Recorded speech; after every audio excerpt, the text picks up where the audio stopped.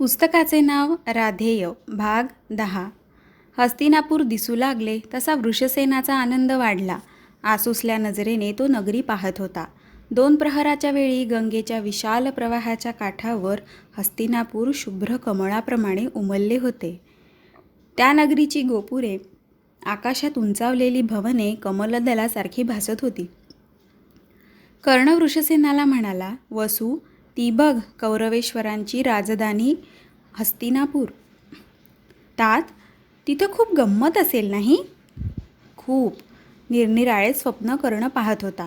तिथं तुझे आजोबा आजी वाट पाहत असतील. तुझे भाऊ शत्रुंजय अन वृषकेतू तुझी आठवण काढीत असतील. अन तुझा काका द्रुम, तू केव्हा येतोस अन आपल्या रथातून तुला केव्हा प्रासादावर नेतो असं त्याला झालं असेल. प्रासादावर? हो, तुझा काका दुर्योधन महाराजांच्या बरोबर असतो ना. कर्णाचे मन राधाई अधिरथांना पाहण्यासाठी उतावीळ झाले होते. हस्तिनापूरच्या द्वारात रक्षकांचे अभिवादन स्वीकारून कर्णाचा रथ प्रवेश करता झाला. अधिरथाच्या वाड्यासमोर कर्णरथ थांबला. वाड्यातून वृषकेतू बाहेर आला.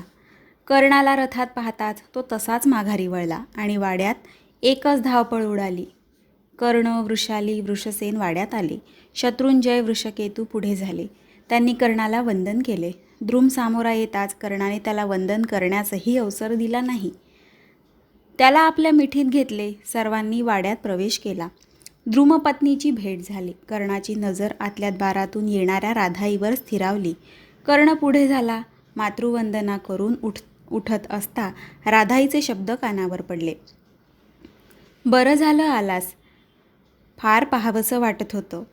कर्ण वार्धक्याने थकलेल्या राधाईकडे पाहत होता. राधाई म्हणाली, केवढा उंच झाला आहेस रे, जरा वाक ना. कर्ण वाकला. राधाईने त्याच्या कानशिलावरून बोटे उतरून माया घेतली. ती शुष्क बोटे कटकट वाजली.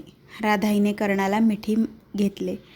कर्णाच्या चेहऱ्यावर हसू होते. कर्ण म्हणाला, आई, सारे हसतात बघ, हसू देत. ती काय बेडकीसारखी आकाशातून पडली होती काय? मायेखालीच तीही मोठी झालीत. हो, पण दादा मोठा झालाय ना, द्रुमने राधाईला चिडवले. गप्रे, माहीत आहे मोठा, मला तेवढाच आहे तो. राधाईचे लक्ष वृषसेनाकडे गेले. तिने वृषसेनाला जवळ ओढले. साऱ्या घरात एकच आनंद वावरत होता.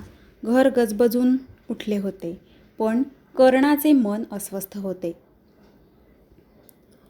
तो उठत म्हणाला, आई, तात कुठं आहेत? रथशाळेत गेलेत. मी तातांना भेटून येतो. अरे, पण येतील ना एवढ्यात? नको, मी भेटून येतो. कर्ण जायला निघाल्याचे पाहताच द्रुम उठला. द्रुम सारथ्य करीत होता. कर्णाला साऱ्या घटना सांगत होता. रथशाळेकडे रथ धावत होता. चारी बाजूंनी तटांनी बद्ध झालेली रथशाळेची भव्य वास्तू दिसू लागली. रथशाळेच्या द्वाराशी कर्ण, द्रुम उतरले आणि त्यांनी रथशाळेत प्रवेश केला. आत मोठा भव्य उघडा चौक होता. डाव्या हाताला घोड्यांची भव्य पागा लागत होती. पागेतून नाना लाकडांच्या राशी एका भागात रचल्या होत्या. समोर दूरवर रथशाळा दिसत होती. रथशाळेकडे जात असता अर्धवट राहिलेले काही रथ नजरेत येत होते. कर्ण चकित होऊन रथशाळेचे रूप पाहत होता. पूर्वी याच रथशाळेत शेकडो कारागिरांची वर्दळ असे. नाना आवाजांनी ही शाळा गजबजून गेलेली असे. याच रथशाळेत आता आश्रमाची शांतता नांदत होती. कर्णाने तो विचार झटकला. त्याचे लक्ष जवळ येणाऱ्या रथशाळेकडे लागले होते. रथशाळेसमोर एक सुवर्ण रथ एका चाकावर उभा होता. दुसरा भाग लाकडी ओंडक्यावर स्थिरावला होता. रथापासून थोड्या अंतरावर जमिनीत रोवलेल्या कण्यावर एक सुरेख रथचक्र फेरे घेत होते. त्या फिरत्या चाकाजवळ एक व्यक्ती बसली होती. शुभ्र विरळ केस मानेवर पसरले होते. सावळ्या छातीवर शुभ्र उत्तरीय विसावले होते. आपल्या तीक्ष्ण नजरेने ती व्यक्ती ते फिरते चाक पाहत होती. कर्ण जवळ आल्याचे भानही त्या व्यक्तीला नव्हते. तात म्हणत त्या वृद्धाने मान वर केली. कर्णाला पाहताच ती व्यक्ती हर्षाने उठली. कर्ण वंदन करून उठत असतानाच अधिरथाने त्याच्या पाठीवरून हात फिरवीत विचारले, कर्णा, केव्हा आलास? थोडा वेळ झाला. क्षेम आहे ना? आपल्या आशीर्वादानं. एकटाच आलास? नाही, आम्ही सर्वजण आलोत. अधिरथाने त्याच्याकडे पाहिले आणि सेवकांना म्हटले, चक्र रथाला जोडा. चक्र रथाला जोडले गेले. अधिरथासह कर्ण तो सुवर्ण रथ पाहत होता. रथ दुष्ट लागण्या इतका सुरेख सज्ज झाला होता. कर्णाने विचारले, कुणाचा रथ?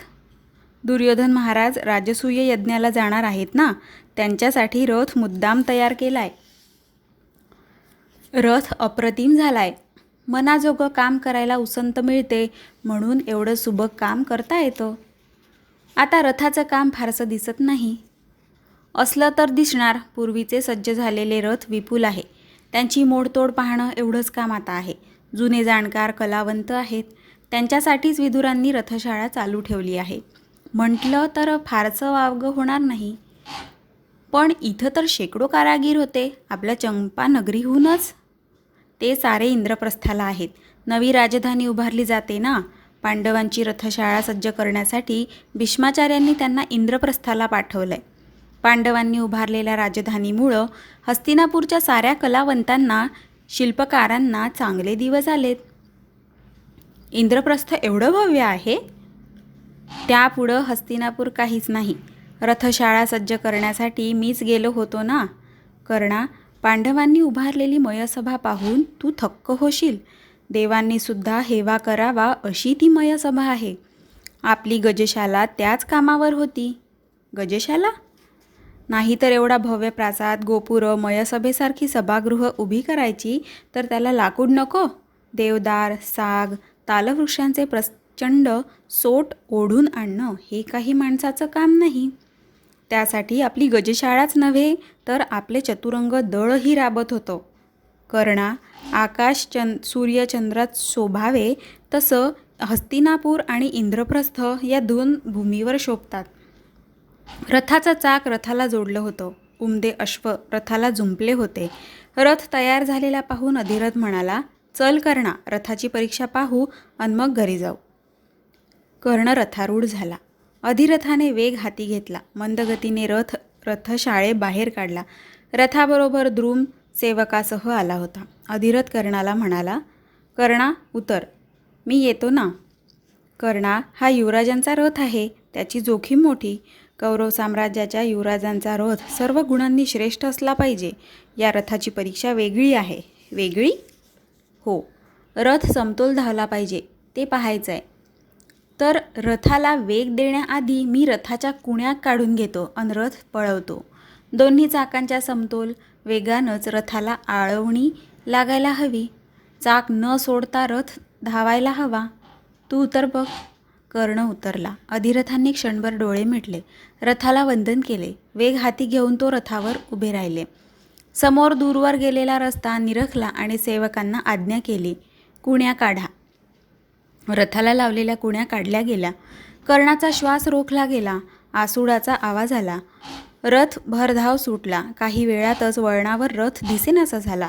त्या मोकळ्या रस्त्याकडे कर्णाचे लक्ष लागले होते. हळूहळू रथाचा आवाज ऐकू येऊ लागला. रथ दिसू लागला. भरधाव वेगाने रथ दौडत येऊन थांबला. घोड्यांची ओठाळी फेसाळली होती. अधिरथ समाधानाने खाली उतरला व अभिमानाने म्हणाला, रथ सिद्ध झाला. कुण्या काढून रथ कुणालाही चालवता येईल. अधिरथ हसला. कुणालाही नव्हे, ज्याला रथपरीक्षा आहे त्यालाच हे जमेल. अन कर्णा, कुण्या काढून रथ चालवणं हा काही रथाचा गुण नव्हे, ती परीक्षेची पद्धत आहे माझी. सेवकांनी रथशाळेत नेला अन कर्णद्रुमासह अधिरथ आपल्या रथातून स्वगृही परतला.